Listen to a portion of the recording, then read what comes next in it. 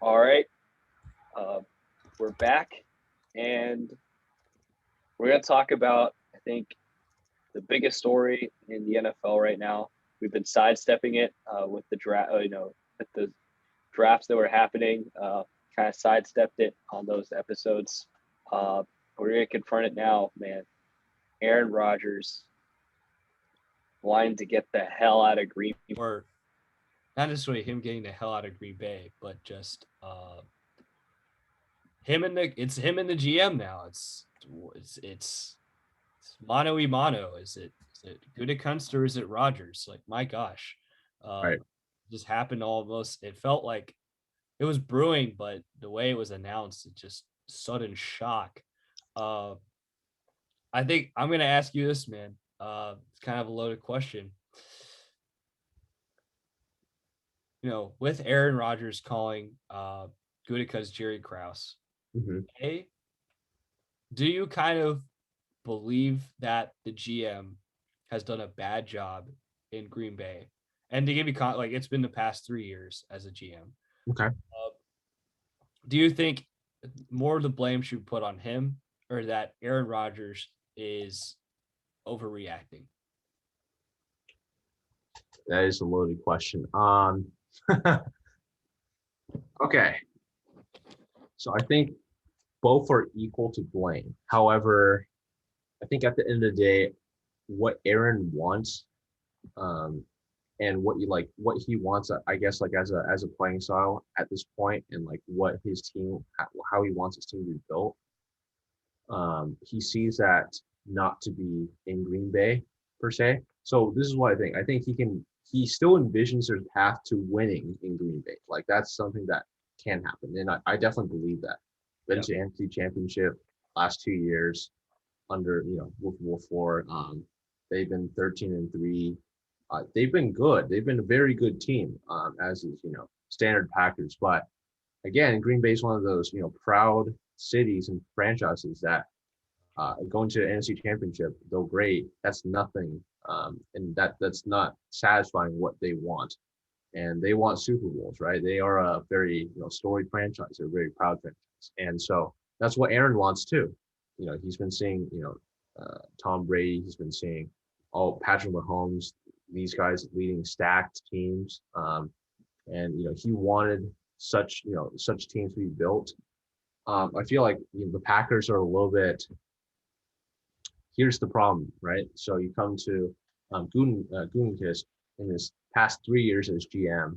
I think few things that I really didn't like was the 2020 draft. I think was probably his worst performance. Jordan Love, I think that's no explanation there. That's just why. That's I don't understand why there. Unless you want to piss off Aaron Rodgers, which is exactly what happened. Even the second round pick, AJ Dillon, I think it was more of I think at the time, kind of an insurance in case Aaron Jones left for free agency. They ended up re-signing Aaron Jones. So again, if you were somewhat, comfortable with what your contract talks with Aaron Jones was at that time, you could have just, really capitalized on trying to make sure you can improve the team in the short term because your team's already in the NFC Championship. I think, drafting AJ Dillon even was something that I did not like as much. I think, I just think like Aaron hasn't gotten the support that he's wanted. That all that the team to like get over the top per se, to get to a Super Bowl and win it. That's been something that's been really lacking. So that is the blame on Gutekunst, but I think also for Aaron though, it's been a little bit.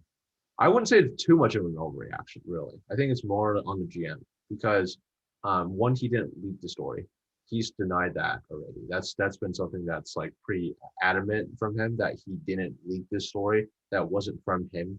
But it's like something that he his style doesn't really like mesh with Green Bay's that well. But they've been making it work. So yeah, that's kind of my take. But I don't know if I answered that good. No, I think you did.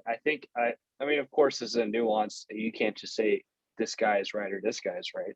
Yeah. But I mean, saying you lean more on Aaron Rodgers' side and more blame Gutekunst. That's kind of fair. And I guess here's my thing. So for context, I mean, if you've heard about this, like Adam Schefter didn't like find out the day of the draft, right? These guys, like, they knew about it. It's just they decided to release on the day of draft. And one, as an NFL fan, like, Mike, I want to watch the draft, like, on that, without that in like the back of my mind, right? And I kind of did that for the most part, but like I just skipped over analyzing Green Bay's picks, and like then this throws a whole nother wrench into the Broncos, and we already had so much drama about what are the Niners going to pick at 3, right? I don't know if we needed this extra, like, oh my goodness, like trying to dominate the draft, like, geez, like let's just wait a bit. We can wait after. Right. I will say, so let's say the analogy to Jerry Krause, right? So if we remember from like The Last Dance, it felt like it was Jerry Krause wanted to show that him as a GM is what was making the Bulls work, and it wasn't just MJ, or it wasn't just Phil Jackson. Right. Right. And I feel like him calling Aaron Rodgers calling the GM Jerry Krause, it's weird because, one, he's been there for 3 years. Yeah. Like, it's not like he's been there forever. So that's a weird analogy. But second, I feel like it's being made just because they drafted Jordan Love. And I think he was just like, oh, they want to push me out, and they want to show that, like, this is my back. Like, they traded up in the first round to draft this guy, and they think they can do this without me. And then boom, I'm just gonna go, MJ on them. This mom mentality all these super athletes have, like Brady's, Rodgers, they all have this type of. In a way, it's like a similar thing happened with Brady, like in when they drafted Garoppolo and how he felt about it, that whole internal power struggle. Right. But of course, like, you can't say fire Bill Belichick because, like, Jesus, like, nah. But you can say fire this GM because, it's Gutekunst has less of a name recognition or less of history of a huge success than, of course, the greatest coach of all time, Bill Belichick. So I guess that's the reason for the Krause analogy. 2020 draft was bad, right? This is bad. But the drafts like 2018-19 weren't bad. So he was a GM started in 2018. So 2018 they they got Jair Alexander. Josh Jackson didn't work out, but they needed secondary help, right? And these drafts, right? How much can Aaron Rodgers really complain about needing more help when they have, like, Pro Bowl caliber linemen? He drafted Elkin Jenkins also. Like, they have Pro Bowl caliber linemen. And the receivers were like, his Devontae Adams is there. And I mean, MVS is working. Like, MVS MVS is working. Lazard is working, right? All these guys are working. You might say, oh, that's just Rodgers being great. But so he realizes, right? They realize that Rodgers is so good that if their defense is trash every year, why don't we just draft a great defense, and then Rodgers can make these other guys better? Right. The 2020 draft is, I think, the problem, but this seems a little like you wouldn't call for firing a GM for a bad draft. And I mean, let's be honest, Aaron Rodgers before last year, like, we're fantasy players, like we're fantasy football players, right? You wouldn't really draft him. It felt like a guy, for like 4 years where it's like the name of Aaron Rodgers was higher than what he actually did. Like, he was bad, like he was efficient, but, like, I mean, we saw him right before LaFleur. Like, it just wasn't. It was he was just throwing the ball away so much, and it just felt. I mean, he was still a good player. Like, it's Aaron Rodgers. He wasn't, like, terrible, but I don't think there was anything that told you that Aaron Rodgers is a god and you should benefit of the doubt no matter what, right? It's only fair if you don't have, like, a good backup to draft a backup. Of course, that high is kind of the problem. You see the similarities with, how they treat Brett Favre to how they're treating him. And in a way, the same way Brett Favre treated Green Bay is how he's treating Green Bay right now. It's like That's true. the same way, messy kind of way of trying to leave. Aaron Rodgers is kind of doing that. What was it? Oh, but I just don't. I think this is a little bit of an overreaction from Rodgers. I think Gutekunst is wrong, of course, for the 2020 draft, and I see, and also 2019. So they drafted Rashawn Gary. They drafted some safety in the first round. That was the same draft, of course, that those two Ole Miss guys went in the second round, AJ Brown and DK Metcalf. Yeah. There's so many teams. It's not just them though, right? It's like there's everybody except the 30 teams. So every team except the Seahawks and the Titans, right, would be kicking themselves because they could have gotten this, right? I mean, as a Patriots fan, we drafted N'Keal Harry. Like, we had N'Keal Harry instead. You know how upset that makes me sometimes? Like, oh, why do we get a 4-5 guy who can't separate? This is why we're going way into this. You know, this is why I need route runners or people who are good at separating with speed, because the Harry is like the why this is implanted on like receivers that you should draft. You shouldn't draft receivers like N'Keal Harry that are good contested catch guys and all that. But okay, going back to Green Bay, MBS, all these receivers they've drafted, they fit a certain mold that is actually that would work with Aaron Rodgers, right? They draft defense high because their defense is just always bad, and they realize their coaching is bad. So Mike Pettin left. Hopefully their defense will get better, right? They keep trying to retool the defense. It's just bad luck with them. And Sure. Again, this is a GM for the past 2 years, 3 years. Like, give him some time. I mean, of course, there's so much more going on than we know from the outside. But from the outside, it could be that this guy's attitude, like Gutekunst, actually carries himself like Jerry Krause. Like, he carries himself like he's such a big, important deal, and we don't know that. But just from the actions alone, I don't necessarily know if this is the right way to what's it called? If Aaron Rodgers is like, oh, this isn't. Of course, I would. At the end of the day, if you were to say, oh, well, then we'll just get rid of Aaron Rodgers, don't do that, right? I still side with the fact that Aaron Rodgers has been amazing for this team. That unless they get like an actual, they can actually, for example, right? They shouldn't trade him the same way the Lions got like 2 first-round picks in Jared Goff, right? They shouldn't trade Aaron Rodgers for a Jared Goff type and some picks. Like, they should actually trade Aaron Rodgers for a similar caliber guy if they're going to trade him. But otherwise, like, don't trade him as like retooling and then just like, you know what I'm saying? Then just keep Aaron Rodgers. Like, what's because that team, I mean, it's well constructed on the offensive line, and like it's one of the better offensive lines and defensive lines. They got Jair Alexander. They're hoping Stokes can be that man-to-man corner the same way Jair is, and Mike Pettin's not there. That defense could work out for that deep for let's say Eric Stokes type corner. It could work out for them. They drafted Clemson wide receiver in the 3rd round. I like Amari Rodgers. I mean, Clemson wide receivers have worked, man. So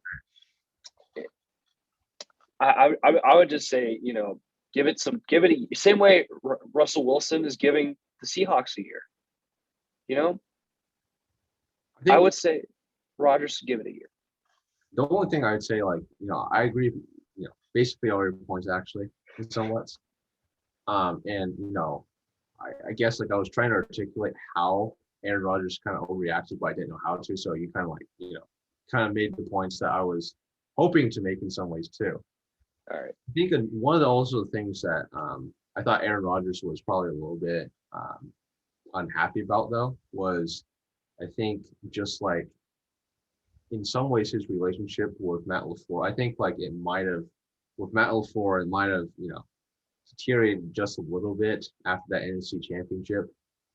I think first of all, I think it's better than Mike McCarthy. I'll say that because like yeah, it didn't go anywhere with Mike McCarthy. Like you knew that, and it's like, yeah, it's really tough.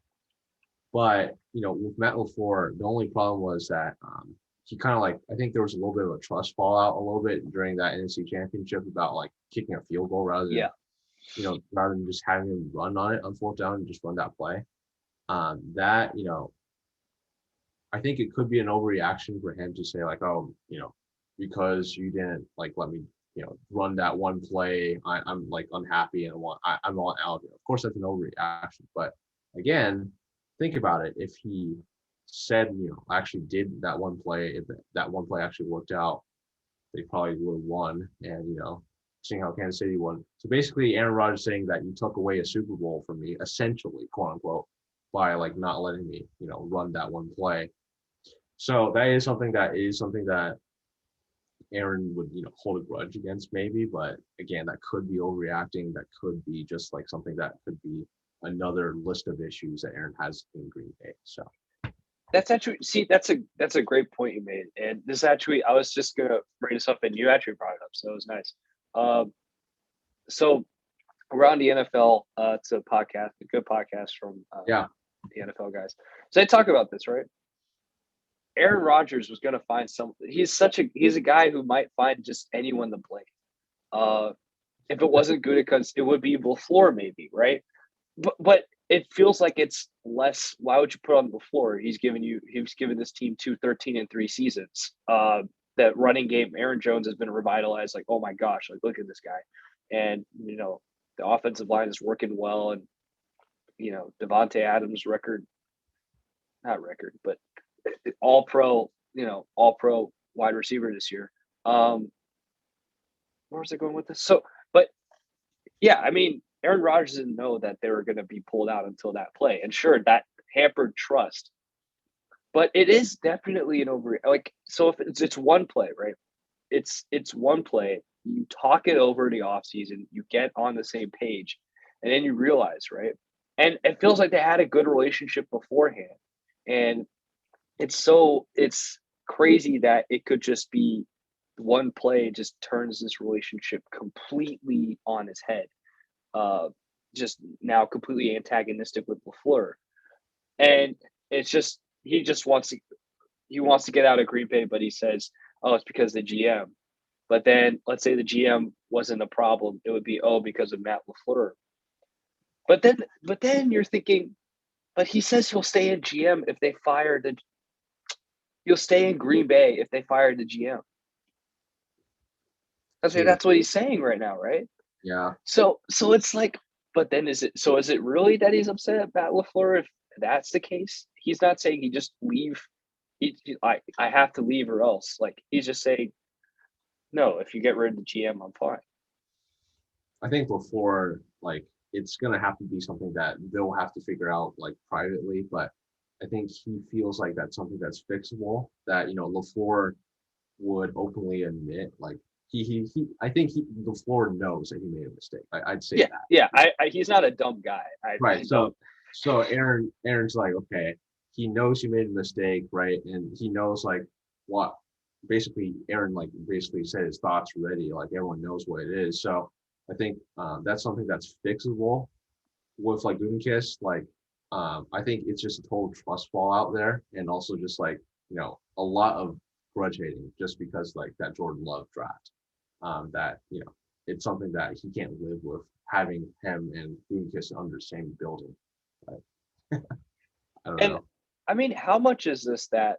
So Green Bay doesn't have owners, right? They don't. It's just some guys that just buy it, share. Like I am now an owner of Green Bay, of the Packers, which is interesting. I mean, I get the concept in theory. It's fun, but now in the practicality, this is why it could be a problem because pre the allegations and all of this, all of what's happened. Like Deshaun Watson said, it wasn't necessarily like if they hired Eric Bieniemy. It wasn't if they hired Eric Bieniemy or what. It was the owner. It's either the owner or me. And of course, I mean, the owner isn't just going to sell his team just to be like, okay, like that's a little more of a okay. So we kind of have to trade you. if you're Right. saying it's the owner or me, right? It's the whole organization for me. But the GM is like the highest guy because like Okay. there is no owner. They can't say, "Oh, well, it's the state of Wisconsin or me," you know. It's like what? So it's like saying it's the fans or me. And of course, you never want to be in a situation where you say it's the fans or me, because the fans are the owners of the Green Bay Packers. So Right. maybe this is just a way of him. Now that I'm thinking, maybe it's just a way of coded trying to, you know, the highest person in the organization. It's either them or me, which is in a way of saying I just want to get the hell out of Green Bay, because it's the same way like, oh, well, if the owners changed, I'll stay in Houston. Like Deshaun wants to be like, if the owners changed, I'll stay in Houston. But like the owner isn't going to change. But maybe it's the same way like the GM, but the GM is more likely to change than the owner, which is why this is, you know, there's so much going on. We were kind of before, like, you know, take you all behind the scenes, you know, we were thinking, should we really be talking about this right now? Like, there's so much to unpack. At this moment, we don't really know what's happening until later on, because this is all coming out like, you know, these Schefter bombs and these, you know, all these other like these other guys that Rodgers camp is leaking stuff out to, right? We don't know until the full picture is going to be like in an Aaron Rodgers tell all, like a 30 for 30. We won't really know. Right. So, but I don't know. That's my thoughts. That's I guess at the stage that I'm at. Yeah. I'm still shocked Schefter dropped that on the day of draft, but you know, it is. So Yeah, it's kind of. I mean, again, I just to give credit where credit's due. The Around the NFL podcast talked about this as well. It's like how much of this is just, you know, the fact that Aaron Rodgers had to dominate drafting, like, oh my goodness, like what, like you could have just let the draft happen.